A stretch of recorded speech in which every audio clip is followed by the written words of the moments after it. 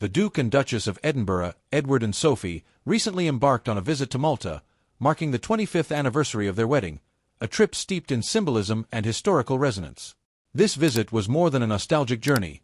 It was a strategic move that underscored the monarchy's resilience amid ongoing tensions within the royal family, particularly involving Meghan Markle and Prince Harry.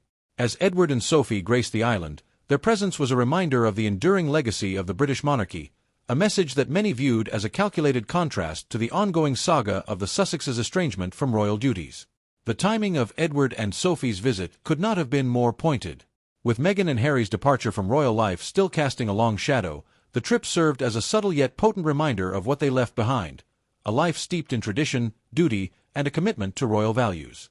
Media outlets framed Edward and Sophie's visit as a demonstration of unity and continuity within the royal family, in stark contrast to the Sussexes' independent, celebrity-driven lifestyle in California. For supporters of the monarchy, the Edinburghs embodied stability and tradition, qualities that Meghan and Harry seemed to have rejected. Public reactions to the visit were swift and polarized. Social media erupted, with supporters praising Edward and Sophie for upholding royal traditions, while critics questioned the implications of celebrating a legacy that has increasingly come under scrutiny. In particular, Meghan Markle's portrayal during this period has been unforgiving, often casting her as an outsider struggling to fit within the royal family's tight-knit circle.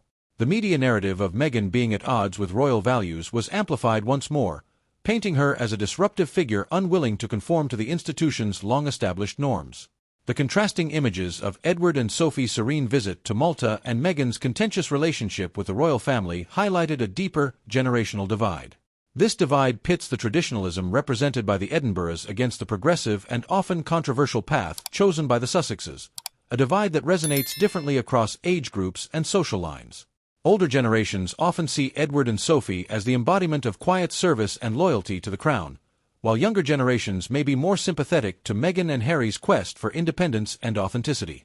Edward and Sophie's visit also sparked discussions about the future of the monarchy. With public sentiment about the royal family in flux, their actions are increasingly scrutinized for signs of how the institution plans to navigate a rapidly changing world. While the visit reinforced the monarchy's traditional image, it also raised questions about how adaptable the royal institution can be in an era that demands inclusivity and modernity. The implications of this visit extend beyond mere public relations. For the royal family, it was a carefully orchestrated move in a broader strategy to maintain relevance and public support. But it also underscored the ongoing struggle within the monarchy to balance the weight of history with the pressing need for evolution. As Edward and Sophie stood as symbols of continuity, the shadow of Meghan and Harry loomed large, representing the challenges the monarchy faces in bridging the gap between tradition and the demands of a new era.